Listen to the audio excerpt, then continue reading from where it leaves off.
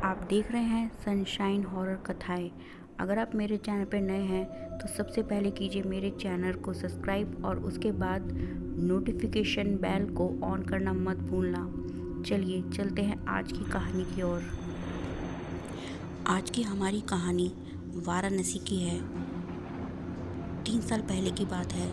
Hospital में सफाई की नौकरी करने वाला काशी, जो कि बड़ा ही मनमौजी स्वभाव का था, देर रात हॉस्पिटल के कमरा नंबर 12 में सफाई के लिए पहुंचा।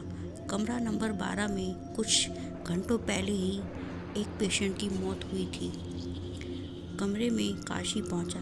काशी ने खुद से बोला, क्या मुसीबत है, ये काम सुबह भी तो हो सकता था।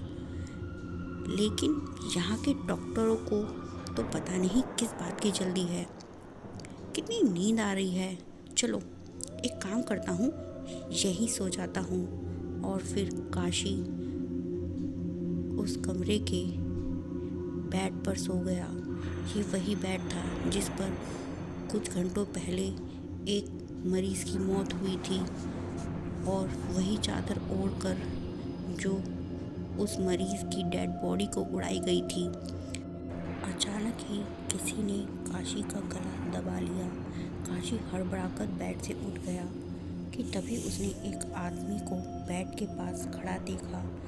ये उसी आदमी का भूत था जिसकी कुछ देर पहले कमरा नंबर 12 में मौत हुई थी। उसे देख काशी घबरा गया और 10 कदम दूर जाकर गिरा। मरीज का भूत काशी की ओर बढ़ने लगा। काशी ने डरते हुए कहा, मुझे माफ़ कर दो, मैं अभी यहाँ की सफाई करता हूँ। मरीज का भूत फिर भी काशी की तरफ बढ़े जा रहा था।